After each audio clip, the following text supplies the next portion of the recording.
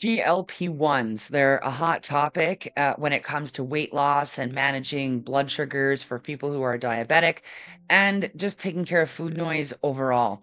We're going to talk today with KJ York, and she is actually the creator and owner of Joyful Life with KJ. She started off posting her self-cooking and that in the mornings on YouTube and has generated a pretty substantial following, and she was really open and honest on social media about her journey using GLP-1s. And so we're going to talk to KJ. Myself and Elena have a couple questions for her. We're just curious about her journey, what it was like, and we're excited to share it with you. So stay tuned to find out what drove her to make the decision to start a GLP-1 medication, what that was actually like for her, whether it was effective for her or not, and if so, what she's doing today to take care of her health and her wellness. Well, hey, KJ, I'm so glad that you're here joining us first thing in the morning. Sure thing. Glad to Yeah, be here. good to have you. Good to have you. So, like, from what I've known of you, I mean, you're a self-professed food addict, and you have been super public about your journey with food and your body and whatnot. And then most recently, you had a GLP-1 journey that you shared, and I thought, wow, you were really courageous in doing that because well, I think just even being open and honest about weight and how we feel about our bodies. I mean, that's like, I don't know if you guys agree, but I think it's a hard thing to be totally open and honest about it. What do you think? Yeah, I think it's really, really hard.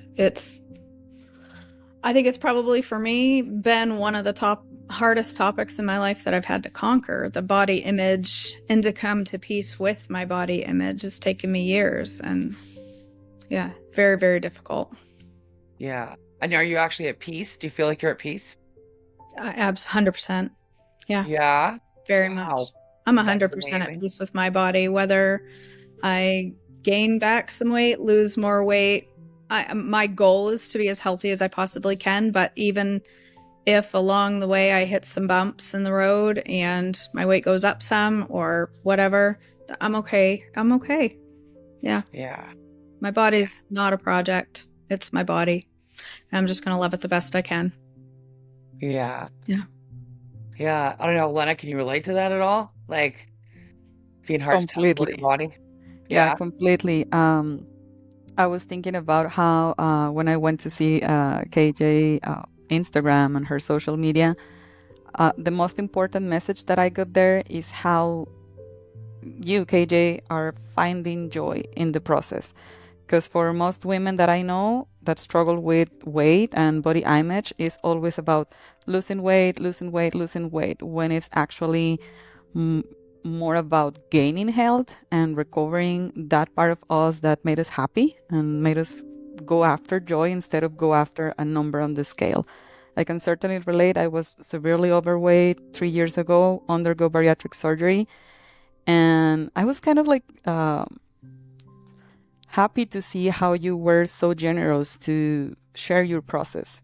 Because when I went into the surgery, I was thinking about doing it, and I always felt, no, there's going to be mean people out there that is going to Mhm. backlash me and they're going to send mean comments. And I was really private about it.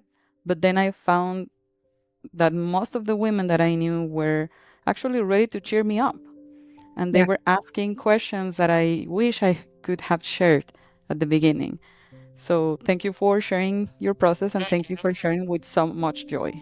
Yeah. Yeah. I think everybody thinks they're alone in this, whether I'm the only one that just can't lose the weight, or I'm the only one that can't say no to the treats, or everybody thinks that they are so alone on this journey. And that's so far from reality. Like every 99% of the women that I coach on a daily basis, they're like, that sounds like me. Like we're all exactly the same. We all have the same struggles, the same fears, the same worries, the same insecurities.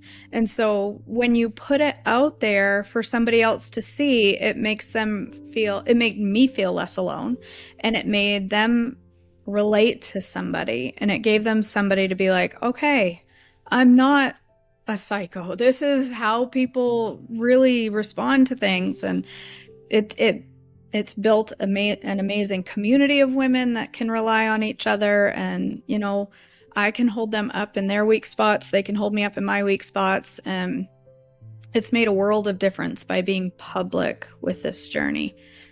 Yeah. Huge difference. It's changed my whole life.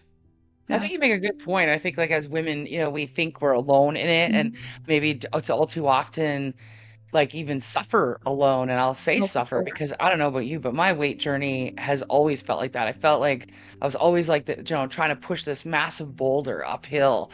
It never was easy for me. I felt like, I mean, you said something in one of your videos about feeling like a bit of an anomaly, like why, like with your GLP-1 journey, which we'll get into even more in a minute. But when you had said that, you were like, I feel like an anomaly, it's not working for me, or you were a non-responder or something like that. And that's like been my whole journey. Everything I've done, it feels like it doesn't work. It doesn't work. What comes up for you as I say that? Well, I think it's taken me years to get to the point of understanding this, but I think that every single one of us is created with different difficulties and different struggles. For the women that I work a lot with and spend a lot of time with, our journey has been, or our struggle has been food. So, but there are so many struggles that are so much the same, just a different vice. Yeah. Food will always be my struggle. I will always have to be vigilant. It's not something I can just be like, oh, it's okay now. I'm over it. I will always be fighting that battle. For me, this journey has I've undergone a very large transformation in my spiritual walk. And I recognized over the last couple of years in particular that I don't think the Lord has given me particular struggles, but He's asked me to rely on Him through them. And every single time I have done that, He has used it somehow and to help other women. So for me, being a non-responder and this not working and that not working, for a long time, I was like, why? Why am I so unusual? But I'm seeing the fruits of that and how many women that is helping. So I know there's purpose. And I think all of us have to recognize there's purpose in every single struggle that we have. It's just finding it and, using your purpose. And that's what I am doing right now. And so now that's one reason I'm so at peace with my body. I know there's purpose behind every struggle I've gone through. What made you decide to try the whole GLP-1 thing? Yeah. I mean, that's been all over the internet, celebrities doing it and everything. What made you decide to like do it? Yeah. Well, for a while I wouldn't say opposed. I was just like, I don't think that's for me. But I have been stuck in a weight loss stall for about almost 3 years, doing all the healthy things. I don't eat off plan. I stay 100% on. I do not eat sugar. Like, I don't have cheat days, and I still wasn't losing, and it was getting really frustrating for me. And so I follow a plan called Trim Healthy, and they started offering a GLP-1. And after talking with them a lot about it to understand more about the med, like what does it do? How does it work? What are the side effects? Really understanding. I did a lot of research and a lot of praying and a lot of reading and decided, you know what, maybe this is my problem. Maybe it's this incretin hormone that I don't have, and this medication will help me. It's a physical need for some people. If you're not producing that incretin hormone, the GLP-1 does that for you. So maybe that's my answer. So I went ahead and jumped in, scared to death. I jumped in and tried it. And unfortunately, it wasn't my issue. It wasn't what I needed. Yeah. Did you get a lot of like pushback or concern like from other people in your family or friends about it? Not my family and friends. Everyone in my family and friends. My husband was a little nervous about it, and I gave him a lot of things to research and look at too, to say this is why I'm comfortable with it. But I did get a lot of pushback on the media, on the internet. I got a lot of pushback from people that had been following for a long time, people that had encouraged me along the years and supported my journey were now suddenly very upset with me. Very. Like, I got called some pretty mean things on the internet, a lot of mean things that in the beginning I took very, very personally. I did a lot of crying. I was like, how could they? Some people were like really disgusted with me. And I had a hard time coming to terms with like, how could they hate me because I chose to take a medication, like a medication that I feel is best for me. It's not their journey. Why do they care so much? You know, that was hard. What do you think that was about? Like, why would they, what's your guess? I think it's lack of understanding. Anybody that does true research, like a lot of research, I don't just mean reading major media outlets, but digging into research papers and really looking at the outcomes of these medications, they would have had a better understanding. And a lot of times when I would get called things, that's what I would do. I'd be like, read this research paper and then respond, please. Like, I want to hear what you think. Read this paper. So I think it was, I had been promoting healthy eating and staying on plan 100% and being the healthiest you can be. And now suddenly I was taking a medication. I think for some reason, some people felt betrayed. Like, I've said all along, being healthy is better than being skinny. Like, I promote health over skinny. And so I think they thought like, well, she's taking the med because she wants to be skinny. And that wasn't the case. I mean, I still have weight to lose to help my joints more. I want to live a long time, a healthy life. I wanted something that was going to help me do that the best that I could. It wasn't necessarily about skinny, losing weight, yes, but not to fit anybody's image or even my image that I might have had. It was about losing more weight to get healthier without such the fight of trying and having it not work and trying and even having my weight go up some due to other hormone issues. So, Yeah. They felt betrayed, I think. Yeah. It's like, I guess people afraid of what they don't know, judgment, Yeah. I think a lot of people thought that, oh, because the celebrities are doing it and all this, that people are just jumping on this, oh, it's the secret, Yeah. thing to unlock the door, and that everybody's jumping on the bandwagon. And I mean, I experimented it with myself a little bit as well. And I'm curious, Lena, did you already have because you did bariatric surgery instead. Had you already had your surgery? Um, like, was GLP-1s out before your surgery or no? Like, did you ever have that option? No, I didn't. I don't know if they existed before my surgery, but certainly I didn't have, I didn't see them. It was not that Yeah. popular back then. And yeah, I totally get the easy way out thing. I did face some backlash from my family and friends. They were saying how it was like an extreme way of losing weight. But at the end of the day, haters are gonna hate. Mm. And I understand now that I couldn't stop anyone. If I shared that publicly, I couldn't stop anyone to say mean things to me and Right. to try to live my life and to try to take my decisions.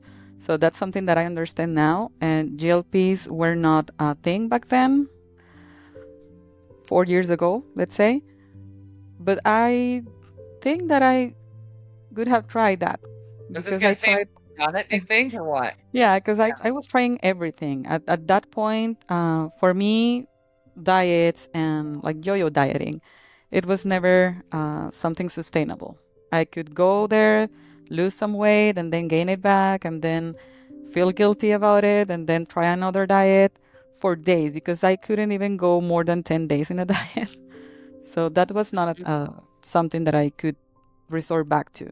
So trying medicine, an injection, a pill, I did try some of them, like the old generation, and it didn't work. And they made me feel bad, which I was about to ask KJ. My bariatric surgery had like physical uh, toll. It took a physical toll on my health, like physically. But what I found really unexpected was the mental health toll that it took on me. So I was about to ask you, did taking the GLP-1s had an unexpected benefit or not so much a benefit, au contraire, on your mental health? Yeah, not a good. I would definitely not a benefit. A lot of inflammation reduction, which I very much appreciated because I've always struggled with some inflammation. But the part about GLP-1 that I didn't anticipate was how it would take the joy out of food for me. I find joy in foods, not I'm not in a place anymore where I find joy in binging or eating unhealthy foods, but I find joy in making beautiful, healthy dishes and teaching other people how to cook and making healthy recipes. I find joy in that. Well, I found after probably 6 months on the med, I had gone from the lowest dose to the max that I could do on the medication I was on. And when I got to that max dose, I had so much. It was hard to explain. Almost like resentment of food. Like I resented having to cook for people. I didn't want to cook. I was hungry, but I didn't. I wanted whatever I could just grab. Which was very difficult because I've made this commitment of only choosing healthy all the time. So there's not a lot of packaged healthy. So I was always wanting the easy, like a low carb tortilla sandwich, roll up or something, whatever I can slap together easy and just fuel my body because I really didn't want anything else. I didn't, I cook live almost every single morning of the week. And suddenly I found myself being like, oh, I have to cook live. I always had fun. It's always been cooking in my kitchen has been very joyful. Doing it live, there's a lot of laughs. I make messes and I have so much fun. Yeah, and you're awesome at it. I suddenly found myself in a place where I've got to go cook for other people and I don't even want to eat it, and struggling to come up with new ideas because literally nothing sounded good. Wow. Should I make something with eggs? Should I make something savory? Just everything was I lost the joy in that. And it was kind of a mourning process for me. I cried a lot about that. And it almost sounds silly to say you cried over not having food. It was the experience of the cooking and the cooking for other people and the recipe creation. I lost that creativity and excitement about creation of meals and creating recipes. I didn't like it. I didn't like the way I was feeling about it at all. And I was starting to resent other people needing to eat in the house. Like we ordered pizza 3 times a week for the family because I'm like, I don't want to cook for you. I don't even want to be at the stove. The food turns me off. I don't want to do this.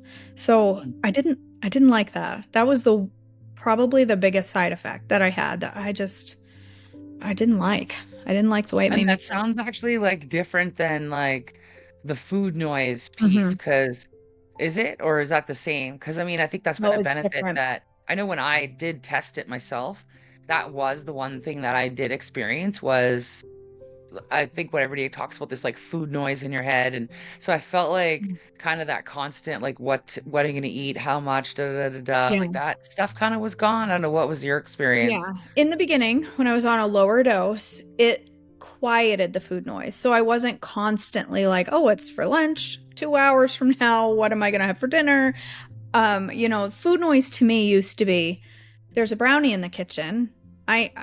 I should eat that brownie. I'm not hungry, but I want that brownie. There's a brownie. There's a brownie. There's a brownie. Like I'm trying to work, but there's a brownie. So I can't focus because I'm just thinking about the brownie. That was food noise. And I did experience that. I experienced that quite badly when I was eating unhealthy, when I was really addicted to sugar and, highly savory stuff. That was really intrusive to me. Once I started eating healthier, I still had it, but it wasn't as extreme. Unless I was really stressed. If I was really stressed, I started thinking, I need something to crunch. And all I could think about was almonds or whatever. I would start to obsess over things. GLP-1, when I first started, within the first 2 days, I was like, what just happened? Somebody has shut the noise off. Like, this is amazing. I felt really good with that. And then mealtime would come and I would be hungry and I would have my meal.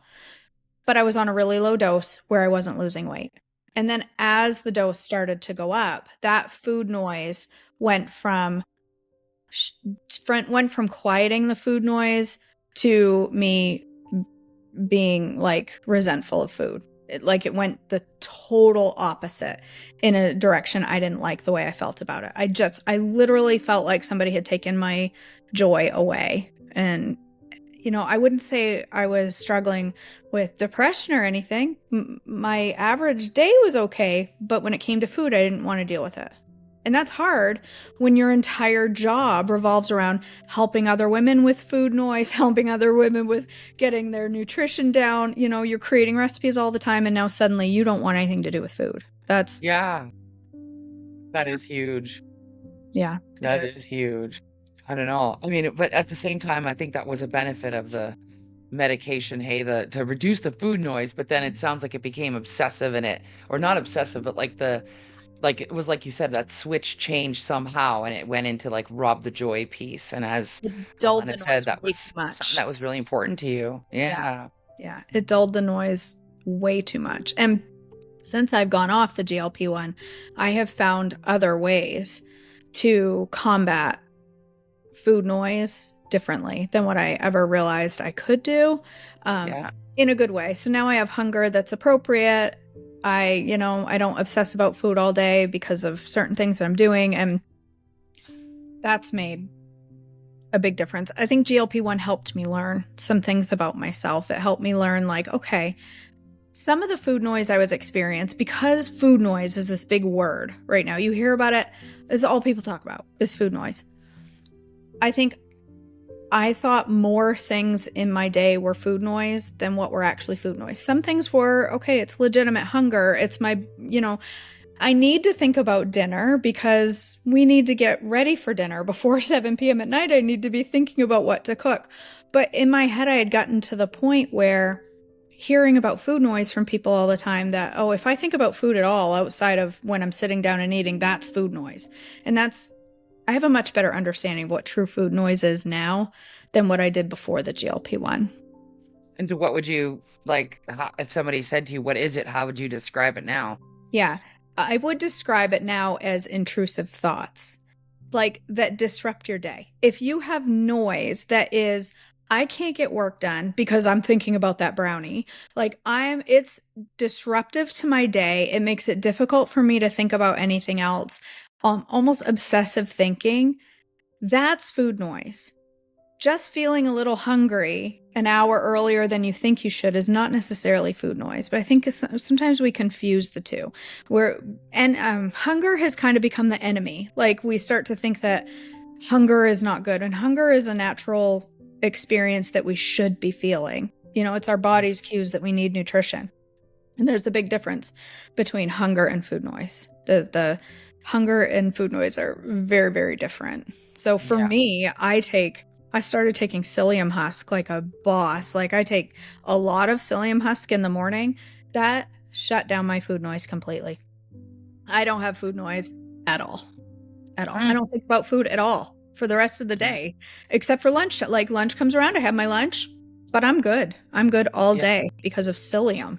And that actually helps your body create its own type of, it's a GLP, not a GLP-1, but another GLP. It's another incretin hormone that it causes your body to create.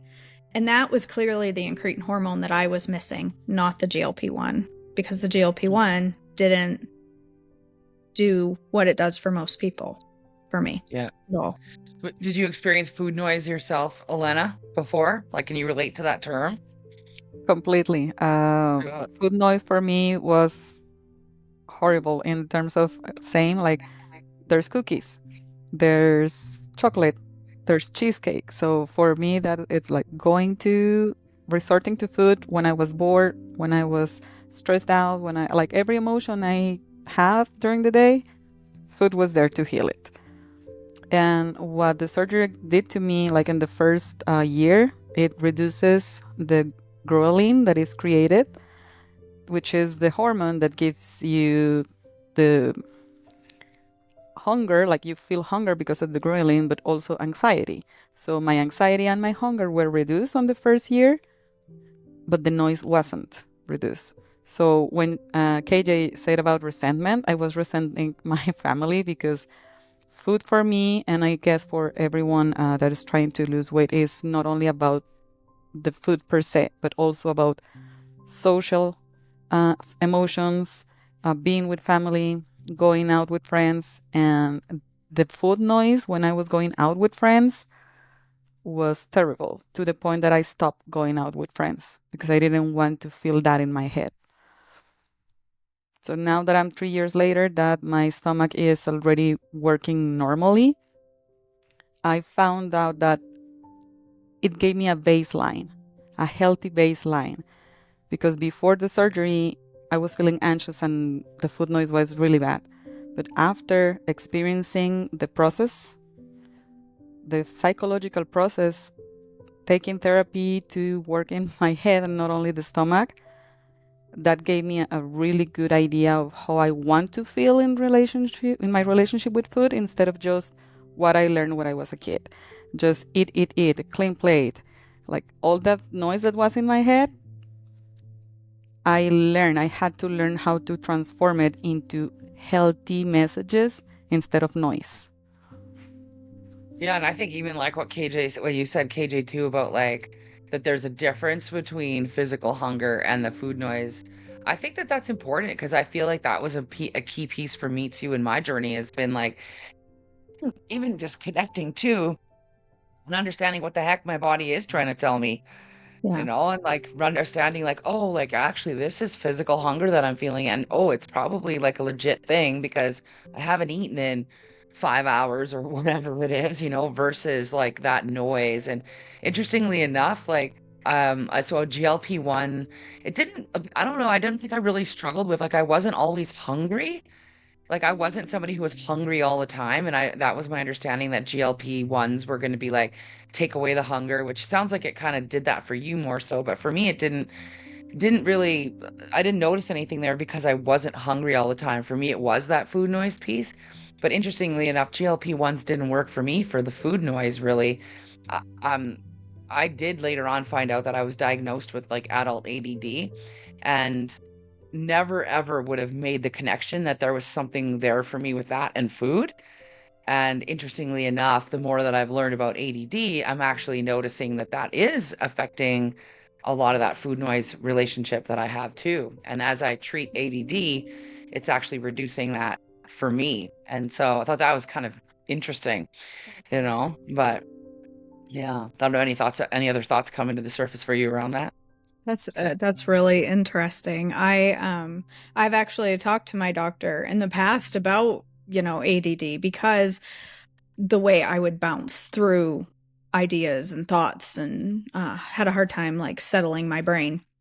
For me though, it was ended up being very different. It was menopause, which I didn't Yeah. even know I was going through and didn't even know was an issue. My hormones were tanked, and I didn't know that because I was 46 or 45 when it happened, and I didn't expect it. Or, and I had gone to the doctors for all of these different issues that I felt like was constantly at the doctor. Like, the doctors must think I'm seeking something because I'm just constantly here saying, this is wrong, that is wrong.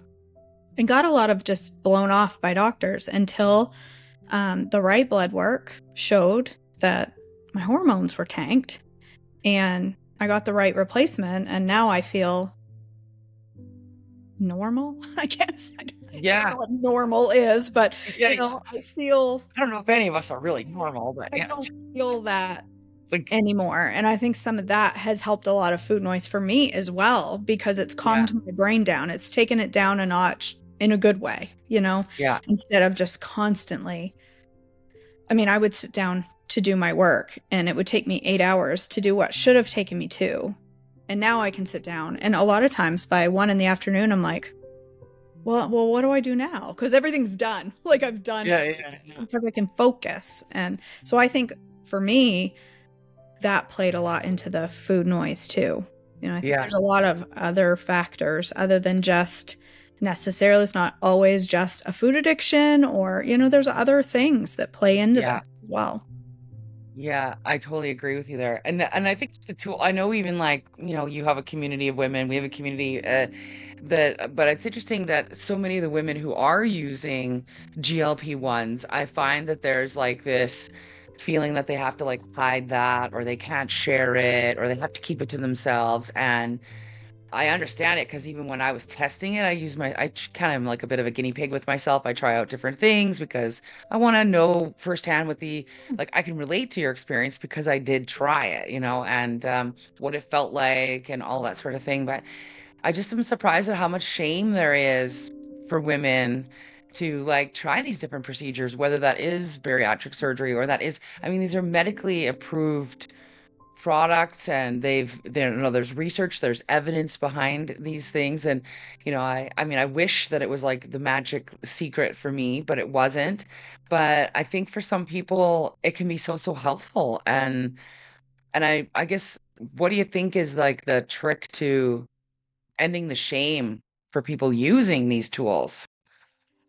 Well, I think as long as there are people in the world, there's going to be shaming of some sort. That because by nature we're just can be awful people. That it's unfortunate, and social media perpetuates it so much. Social media is so good and has so many bad things at the same. Yeah. It's a really it's difficult, and I think as long as anybody trying to better themselves in any way, there's going to be somebody that has an opposite opinion, and there's going to be shame there. And I don't know that you will ever end that. I think all we can ever do is educate. And I think that's the biggest issue, is people don't understand the meds. They see, like you said, they see celebrities taking it. We've been a culture that knows that celebrities will usually, it's the quick thing, like the trendy thing to do. But the thing about GLP-1s is they've been around for 20 years. And that's what people don't understand. GLP-1s have been around for 20 years. It wasn't until recently that they started being marketed for weight loss, but they've worked for diabetics and weight loss for 20 years. After all of the appropriate testing and all of that stuff, then they became marketed for obesity. And they're going to be marketed for things, I fully believe. I mean, there's testing going on for things like alcohol addiction, because GLP-1 helps with all types of addiction, not just food. And I think as long as obesity is looked at as a lazy person's disease, because that's how people look at it, that there's going to be struggles there with any type of med that helps with obesity. There's going to be folks that always believe diet and exercise is going to fix everything. Diet and exercise are important. They matter, but they're not the end all be all for a good portion of the population. We need the diet and exercise. We need healthy diets. We need lots of exercise, but that is not going to be the answer for every single person. And I think from what my experience, just my personal experience, the people that I get the most judgment from are the people that have successfully either gotten healthy or have had that sort of lifestyle their whole life, where they've been fit and trim, and they diet and exercise has been wonderful for them. There's an assumption there, well, if I can, anybody can. And that's not the reality. It's not the reality. So I think there's always going to be a stigma around it, because obesity is not looked at like, any other. You wouldn't ever shame someone for most diseases that are out there. And a lot of them are brought on by our lifestyle, but even when somebody has type 2 diabetes because of lifestyle, there's usually not a shame associated with them taking a med for type 2 diabetes. But it's usually the same behaviors as somebody who struggles with obesity but didn't end up with type 2 diabetes. They need the same medication to get the same good outcomes, but it's not looked at that way. It's looked at like diet and exercise, and Yeah. If diet and exercise would work, I would be, all the way there. Yeah. Hey.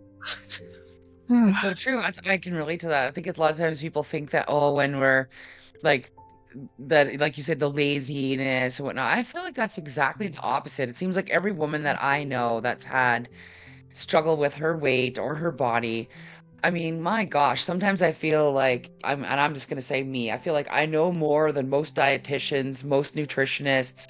I've like tried more things, did more experiments. Like I've certainly tried and tried and tried. And I don't know, Lena, what about you? Were you the same?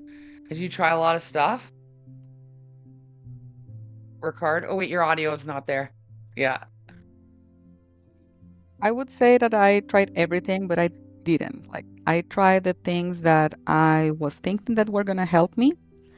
Definitely didn't go to the extreme diets of drinking tomato juice every day for 40 days. I did do some juicing and was effective, but I was feeling miserable, which I prefer joy over losing weight for sure. And what it made it to me to understand that dieting was not my thing and that it was not only about exercise is what KJ mentioned a few minutes ago. I don't know what's normal, but I know what's normal for my own health. Like, I know that I can complete this task in 2 hours, and now it's taking me 5, 6, 7 hours, or not even completing. That's not normal in me. And if it's not normal in me, I'm feeling something is out of balance, then I need to do something. And that was what I was thinking. Like, yeah, I tried everything. Yes, I did, but not everything gave me that back to my normal feeling. Mm-hmm. Yeah, well, and I mean, mindset, that's such a big thing too, hey, when it comes to this. Like, Mm-hmm. so, okay, so I mean, you did, like, let me go back to this for a minute, because you did like 1 year almost, or was it a whole year that you did of Almost. It was GLP? like 46 weeks, I think, just shy of a Yeah. year. And then you even tried, so you were on Tirzepatide first, then you went to semaglutide, Yes. and I think you did a short stint of sema, and then you went back to Yes. yeah, I mean, like, so you like you and then you tried all kinds of different injection sites. You Mhm. even I think messed around with the timing of the day that you took it, Yes. and so I mean, you were. I mean, I know a couple times you were like, "Oh, I forgot to do it today," but you were on it like pretty. Like I'd say Yeah. that you followed the directions that you were Yes. providing. And you did this with with a doctor too, right? Because I Oh, remember you yes. saying, yeah, so like this wasn't like you just like bought this stuff online and started taking it. You were working with a physician. Yep. You were he or she was adjusting your dosing. Yes. You were working together to try to make it happen and it didn't. So like Yeah. how frustrating was that for you? Very.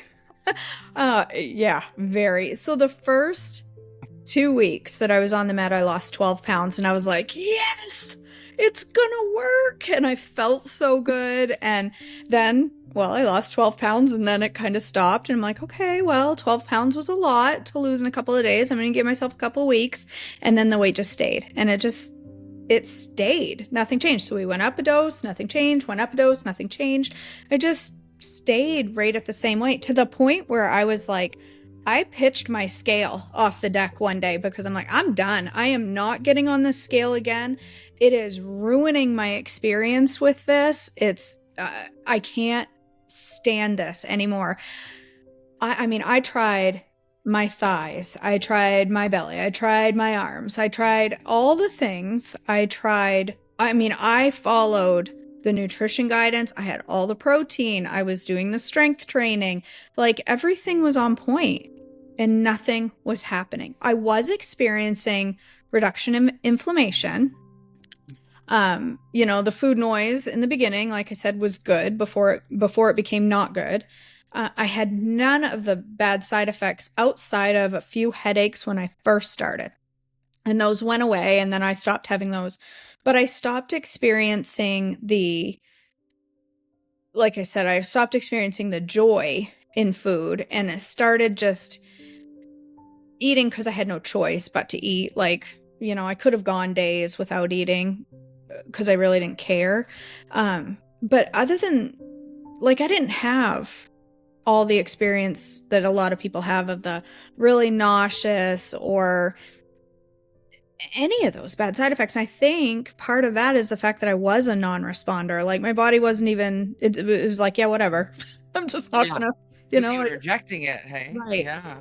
So, I was spending, insurance does not cover, I don't have insurance. There was no medical coverage for this for me at all. It was 100% out of pocket, and it's not cheap. I had invested thousands of dollars in this, Yeah. and to see it not working. So I had switched, I had heard, well, for some people, Tirzepitide is usually the better medication. For most people, it has a higher success rate, but maybe semaglutide is the right one for me. So I started taking that. The first week that I took it, I knew it wasn't the one because food noise was back with a vengeance, like badly. Like it was almost worse than it had been before. So I was only on that for, I want to say 5 weeks. And then I talked to the doctor and he's like, no, you need to go back to Tirzepitide. So I switched back and got back out. He slowly titrated me up to the original dose I was on, and just nothing. There was just nothing. So I talked to him and he's like, well, you would probably at this point, I can safely say you would be a non-responder. There's just some people that this just doesn't, it's not the missing link for them. There's probably another hormone or something that your body needs. So yeah, it was frustrating. It was expensive. But I can still say I'm glad that I did it because, it doesn't, I still support GLP-1s for people who respond to them. I think they can be just life-changing. I don't look at myself as a failure in this. It's just a piece of my journey. It's just another, mountain in my journey that I had to cross, and there will be more that I'm going to have to cross. It's just, I'm I could committed. relate to you had said something about like, I remember in one of your videos, you said something about like, oh, I'm like, you felt a little bit of jealousy towards some of the other influencers out there that were actually having success. And I can relate to that. I was like, you know what? Like when I'm busting my freaking butt, trying to do everything, like I eat healthy. And for me too, it's not necessarily about losing weight. I mean, yeah, I want my body to be of a healthy size that and I mean reflected in my biomarkers. So it's not about Right. achieving a specific size. It's like as long as all my health biomarkers are good, I'm like happy, because Yes. I believe that you can be healthy at most any size Yeah. as long as those numbers in the labs are good. Yeah. And but oh, and now I just lost my thought. See? See, the menopause brain, it is a real thing, right? Yes, it is. Uh, what was I gonna say? Oh, the jealousy piece. So like, yeah, so it's like hard because like, here I am trying to do everything, and then it's not working. And it's hard not to like have some, envy around other people's success sometimes with it. And me, I work alongside Elena. Elena does she goes through this very serious process to do this, and she's experiencing the loss, and I even felt that with her at some point. I was like, she's crushing it and I'm like busting butt here and nothing's working for me, so it's hard to be the one too that where it's not working, Yeah. and to see it happening around you. And like, I guess that's why I asked about the frustration, because for Yeah. me, I felt that, and I still do because I'm trying different things always. And it's Yeah. like, what's my thing? What's like going to unlock the door for me? Yeah. So, I was curious as to whether you felt that frustration but you said about the jealousy. So you experienced that then too? Yeah, sure. I still, my own clients, I have my own clients that are succeeding on GLP-1 or succeeding without it. And I'm Yeah. so thrilled for them. I can genuinely say I'm happy for them. I love to see them winning. But inside of me, there's a bit of, it's really frustrating to be the coach of people losing the weight and not be the one losing the weight. But like I said before, I said earlier, I have started to recognize that for me personally, I think God is using every single step of this journey to glorify Him. And I have seen that played out over and over and over. And so now, whatever obstacles with my weight loss come my way, I can look at them as an opportunity to give somebody else hope, an opportunity to encourage and support somebody else. If I don't have the outcome that I want, there's probably somebody else that's going through that as well and really needs somebody to come alongside them. So I really think this journey for me, GLP-1 and all of it, right? Weight loss, where I started to where I am now, every piece of that has been with purpose. And I can see that now. And I might not have seen that 20 years ago, age-wise. Like, you know what, you mature, you start to learn, you start to see things unfold in your life and why things happen the way they do and how there is purpose. So now I fully believe I can put my trust in God that whatever, as long as I'm doing everything I can to Mhm. be as healthy, it's very important to me that my body is a temple. And I'm doing everything I can to do that. Then whatever the outcome, I've surrendered the outcome. The outcome is Yeah. whatever the outcome will be. And there will be purpose along the way to support another woman. I know that Mhm. wholeheartedly. Mhm. Yeah, I can relate to that. Same thing. Just gotta do my best and see where Mhm. things land. What about you, Elena? Well, for me, it was definitely about stop looking at someone else's journey and get to know yourself. I didn't know many of the stuff that I know now, and in regarding to hormones and how cortisol was affecting me because I was overstressed and I was thinking about many different things at the same time. So I felt the jealousy, especially with the patients that had surgery around the same time that I did, because we had a group back then and I saw everyone losing weight and I saw everyone feeling joyful and feeling good and feeling energized while I was feeling so low in energy. That for me was the jealousy part. Like, do you have the energy that I don't have? And I had to understand that my hormones, my levels were totally different from them. Mhm.